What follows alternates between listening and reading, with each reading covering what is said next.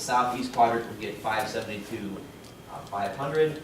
The southwest, where you have many facilities, but there's been investment in there over time at 569. And then the northwest, which has a lot of potential for other avenues, is 643, 500. So there is sort of a balanced approach based on the needs from the grasp, the surveys, and just looking at the spaces to start to define how we can spend $2 million over the next 5 years. And that leaves us a little bit of money left over to do some trail connections. So about $150,000 over the next 5 years. So this is sort of a balanced approach in terms of looking at needs that we need to reinvest into the system. So going back to that northwest section, which was the 643, 500.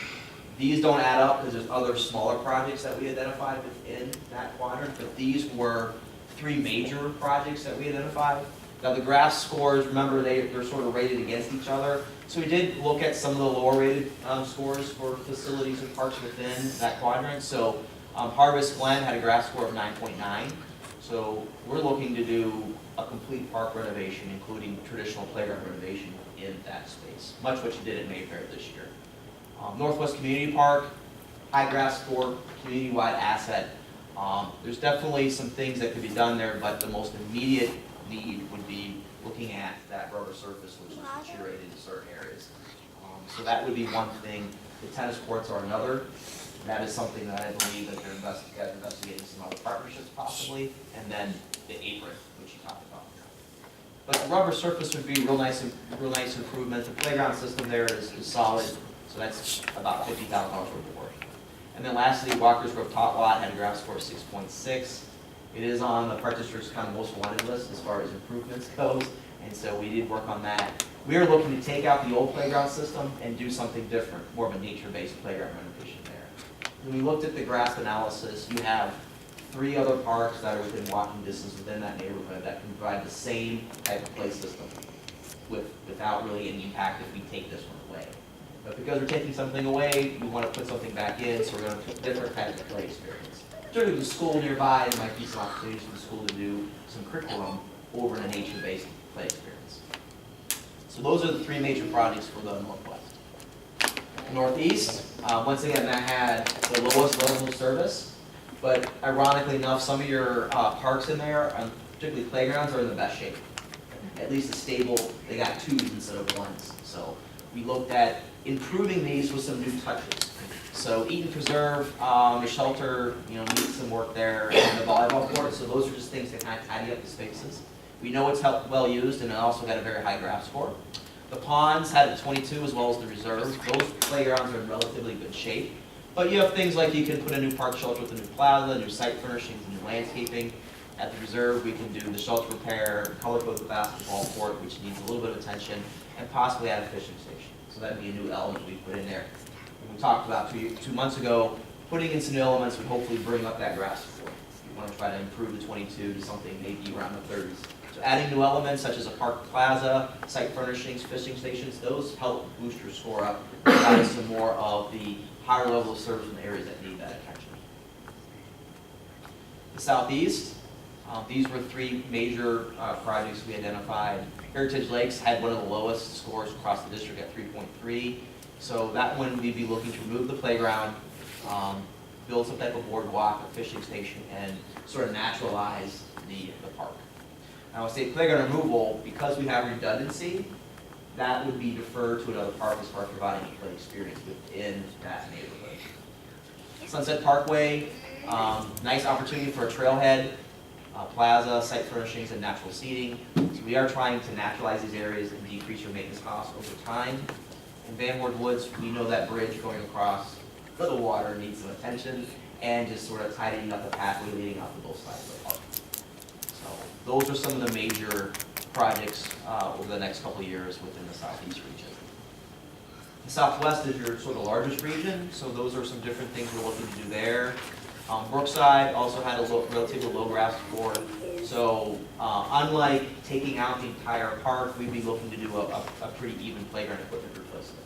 That's a cost-effective solution for a park that doesn't have a high level of service, nor does it need a lot of attention other than replacing an outdated playground play booster system. Clearwater Springs has the connection into previously Mayfair. So we're looking to remove that playground and once again, put in a different type of natural area that could be used for sitting and just reflection and passive recreation, which was high on the survey list. Commons has a very interesting matrix climber on top of a basketball court. So we want to correct that. We want to take the court out and do it the right way. So that's why that money is allocated for that. And then, lastly, Lakewood at Keaton Farm South, that also has a very low GRAF score. So we're looking to do a complete park renovation there at $8,000. So we sort of have a balanced approach, some higher GRAF scores and some lower GRAF scores. So in terms of when we remove a playground, there is a lot of analysis of figuring out how you could transfer that use to another park. So at Clearwater Springs, transfer it to Mayfair, which is now renamed after our servicemen. Grand Prairie Tot Lot, that would transfer to Woodside. Heritage Lakes would transfer to Cambridge Run. And Walker's Grove Tot Lot would transfer the nearest park is Norman Greenway. And those all have relatively respectable playground experiences that can be used very easily. So by looking at how we're utilizing the analysis we did, we can save the district hundreds of thousands of dollars by not just replacing things, but actually looking at how we can move people around and then putting different things in the space to boost that GRAF support. Some of the next steps, we haven't put dates to these in the next 5 years. That'll be something that I'll work with Carlo and Jennifer on in terms of the final mix of the programs. And then the next couple steps is look at a feasibility study for those spaces and the pool. And then lastly, start looking at long-term capital funding solutions. $12.5 million doesn't just kind of fall from the sky. So, we have to identify how we can bond better in the future. Do we look at increasing our debt limits? How do we look at different funding options to help advance the system into the future? On that southeast slide that you had, was that GRAF score really 110 for the Van Horn Bridge? Yes. Let me double check that. Not just the bridge. What's that? No, the whole park at 100. Oh, okay. And that was a heavily used park in the survey as well. So Van 1, 1, 2, and 3 is all included. It's the complete complex, which has a lot of unique things going on in there. So there's many more projects. We have a really large master spreadsheet, things that can be done within these parks that are medium tier priorities, and then obviously things that be more longer term investments. So can we go back to the slide that had the transfer of use? On there, we have one, Heritage Lakes transfer to Cambridge Run. Cambridge Run is the one we're going to be discussing later, and I wondered, did that at all come into this discussion? No, okay. ironically enough, we actually did a concept where we actually removed that basketball court as well as the backstop. Oh, in the concept you did. This is a brief overview of when Todd asked what we have roughly available for capital each year. This is the anticipated amount for capital annually. Right, I with our understand transfer that. from recreation, utilizing some of our ADA funds for improvement, et cetera. So by this limited down to what's more pressing when he was doing this presentation than what the entire plan had, because right now we know we couldn't fund the entire plan in the next 5 years. There is some money actually in Cambridge Run to do some basketball court work there. So $6,500 sort of allocated. That's more enough to remove the basketball court if that's something that is needed. But we identified a couple of things to do there in terms of improvements. And the basketball court was one of them. Because there is redundancy close by. Once again, just like the playgrounds, we have basketball courts, we have baseball fields, we have other things that maybe don't need to be reinvested in once it runs its life cycle cost. Or if you remove it, there's a way to transfer that use to another, maybe better facility, better park space. Brings up a good point in regards to, in this case, you're supervising basketball courts, so we can't be here all the time, and the police and so forth. Yes. Where an indoor facility would be, like all year-round process or use, and like I said, the kids could be, well, it's kept an eye on in regards to coming here just play basketball, not to ocean on and make trouble. Yeah. And one reason we looked at removing it at that location was it is in sort of a tough spot. So, we've identified a lot of different things we can do, but this is just a quick overview of some of the major things that we'd like to see. Just a recommendation. you know, ultimately, the staff and the board will have to approve capital spending. And, but this is a good start.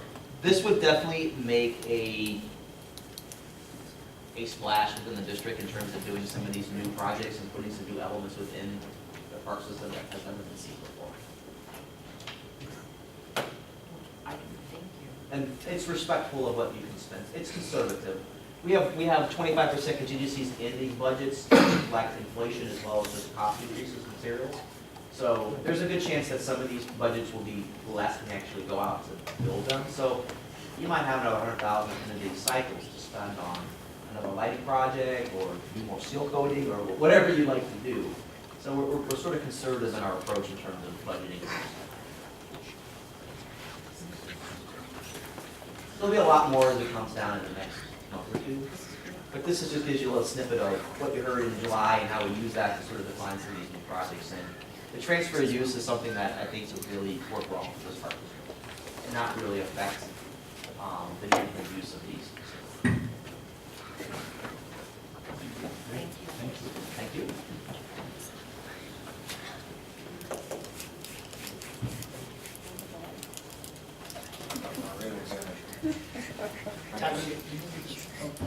You need it on? Yes. Okay. No, I mean, the one thing I can do is some of that information shared in advance with us, I will share it with the board as well, so you guys can get a concept for it, and if you see alterations or discussion topics on there, we can bring that up, so that stuff doesn't get set into the final plan and it's not the direction we'd like to go.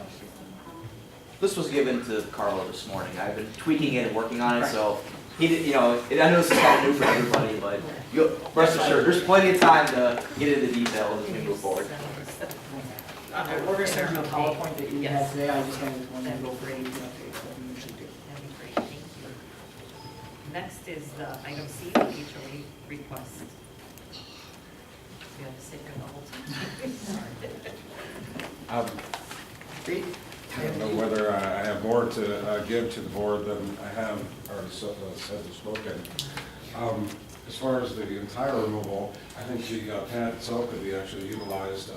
I actually have some requests and some ideas just for the utilization of the pad for foursquare and hopscotch and things that the younger children can play with. We're not necessarily asking for the entire removal of the pad. That's just an expense that frankly I don't want anyone to have to bear.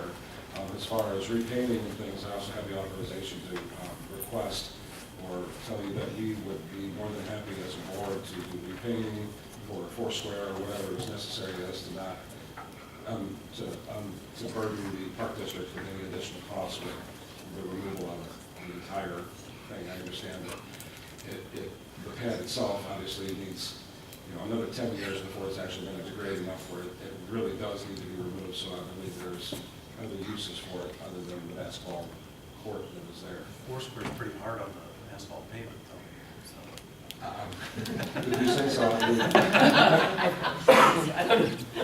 Earlier, it seemed to me that I was hearing you say that the location was a problem in the park.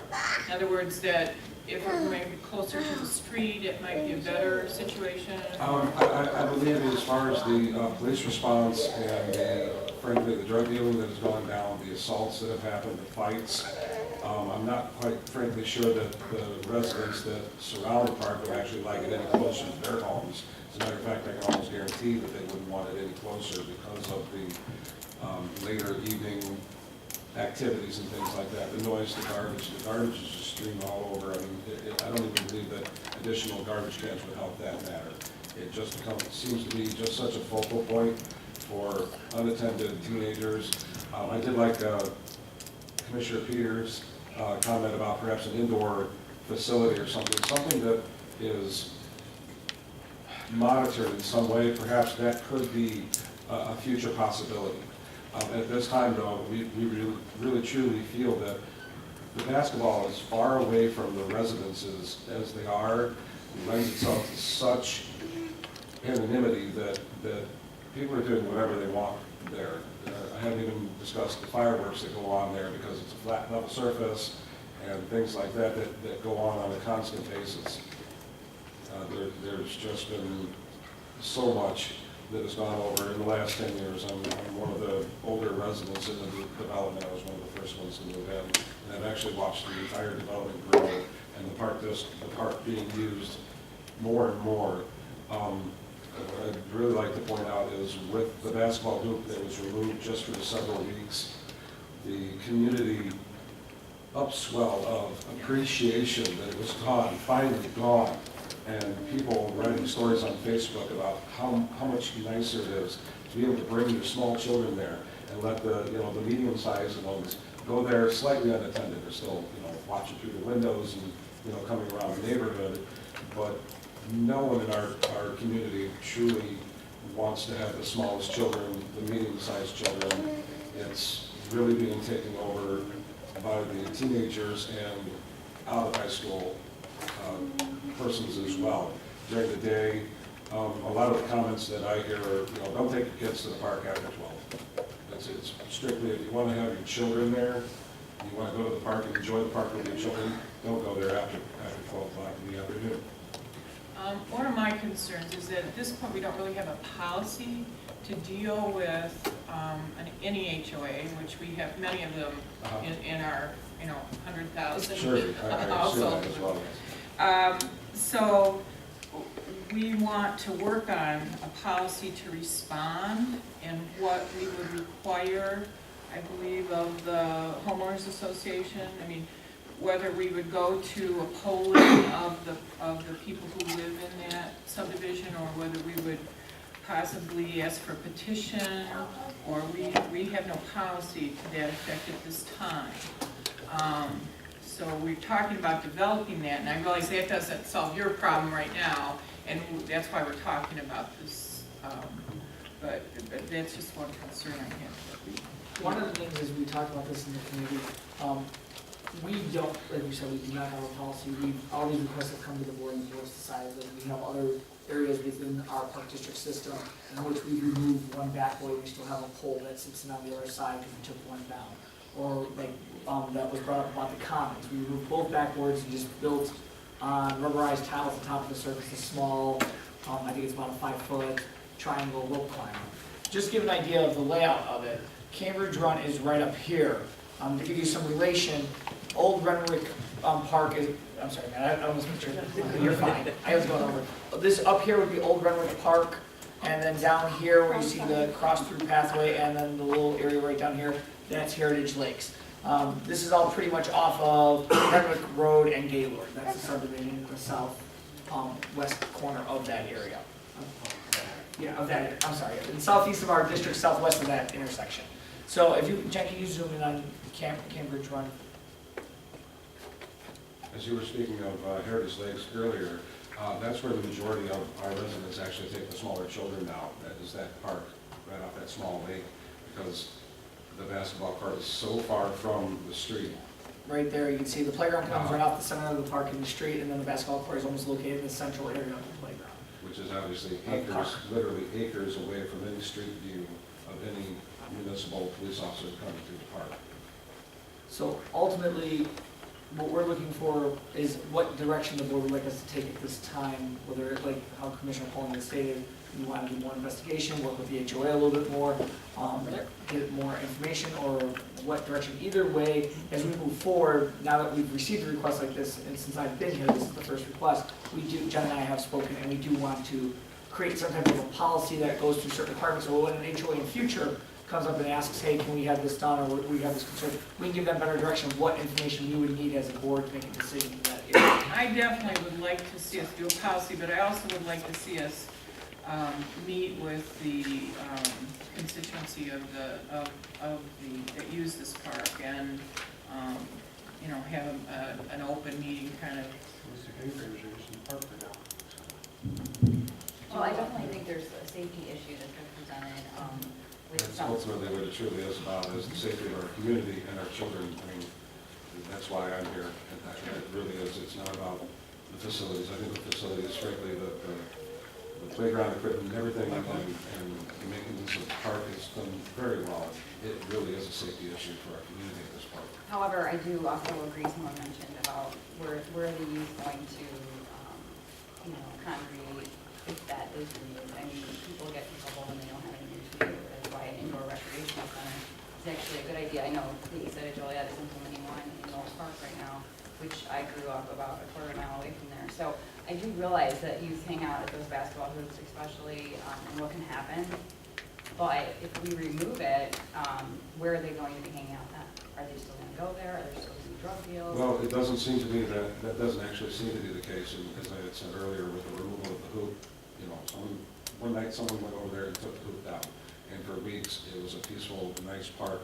We don't have any restrictions in the homeowners association for basketball hoops on personal or private property, and that's where most of the kids from our community actually plays in their own homes. We do feel that there's a draw of this park because of its literal layout that's drawing in an element from outside of our community. Do they actually play, or are they just hanging out? They're just hanging out. Okay. But there can be up to, I mean, what really brought it to a head was 50 or 60 mid-teenagers, older teenagers hanging out there one evening, neighbors around around the actual park could hear the screaming and fighting and everything that goes on from, as you can see how far away these houses are. Anyone that's not specifically around the park doesn't go there anymore, unless it's, you know, for noon.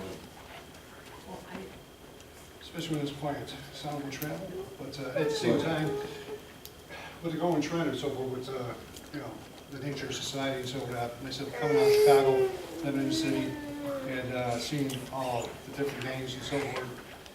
And matter of fact, I remember they said the same thing as the Boys and Girls Club, or the indoor park facilities.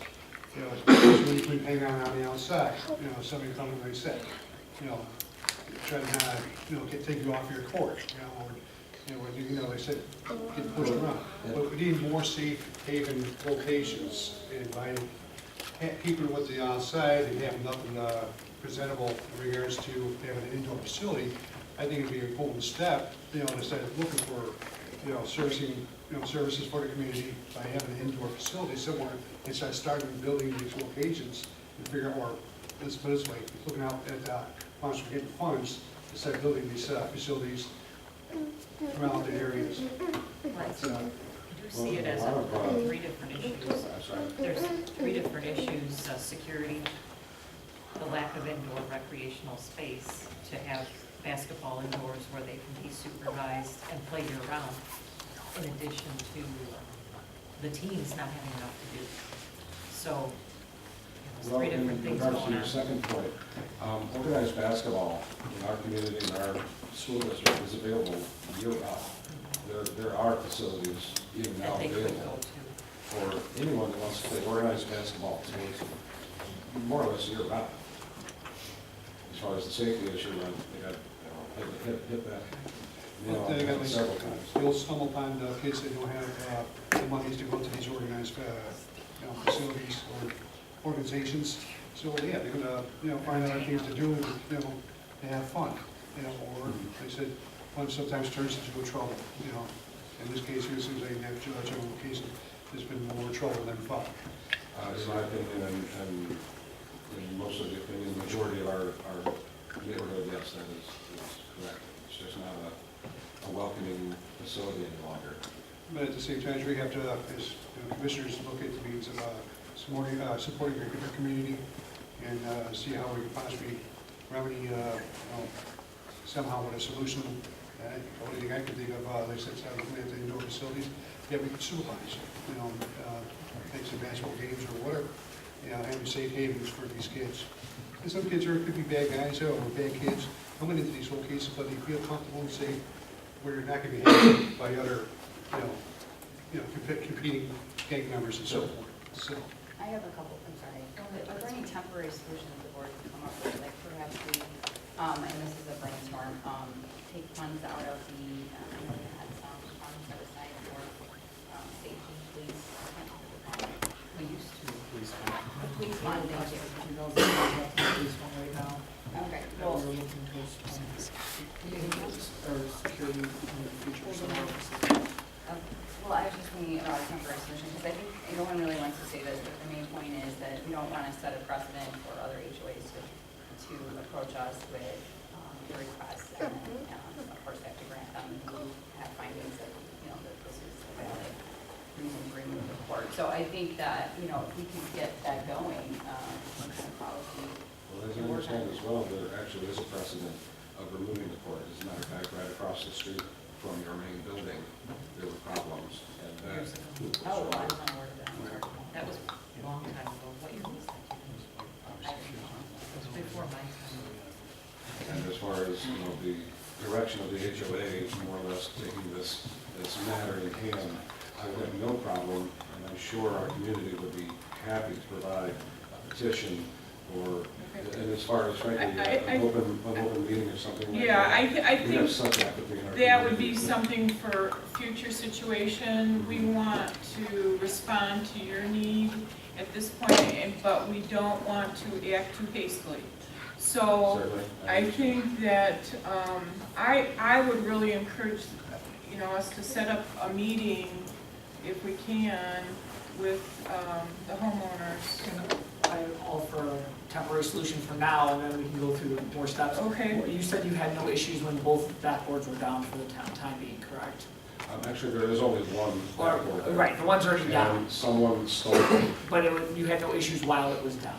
Absolutely not. So eliminate. Oh, it's a half, I'm sorry. So what if we just remove it temporarily while we work with the HOA to possibly be present at their next HOA meeting, and then we can put up public notice that they can come up and speak their, and we can have. That is- Okay, and it also would give us more data about how, how it changes things and. What has we'd be really happened after interested that in knowing hook that. was, removed, a couple of kids went out and bought one and they put another one up, so I don't know how. As we Take do our the pole part, down.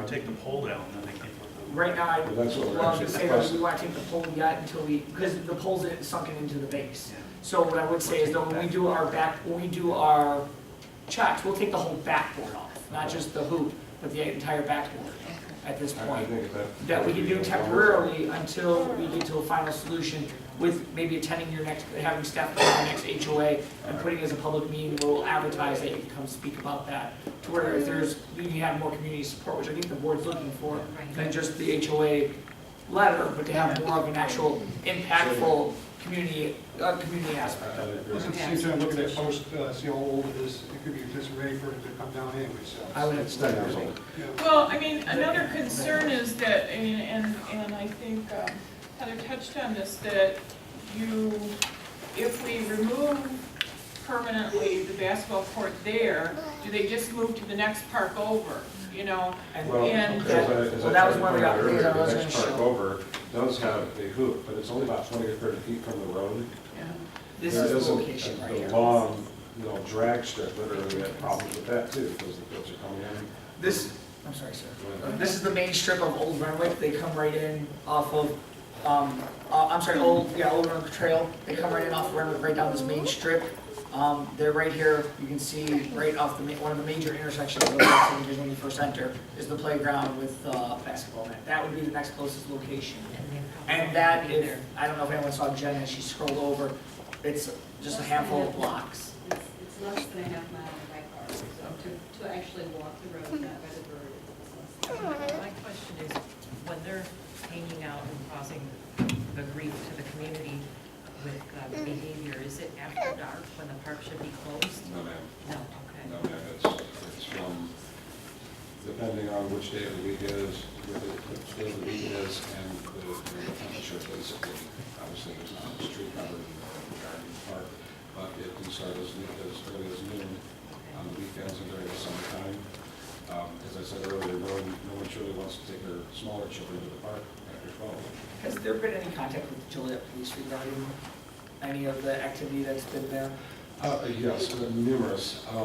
But what I've come to learn is the reports are taken by residents at their home addresses, so it's hard to tabulate okay, there's been 3 dozen occurrences at the park. Well, no one's going to stay at the park and, The only reason I'm asking is we had one of the issues that we just had arise at Caton Ridge West.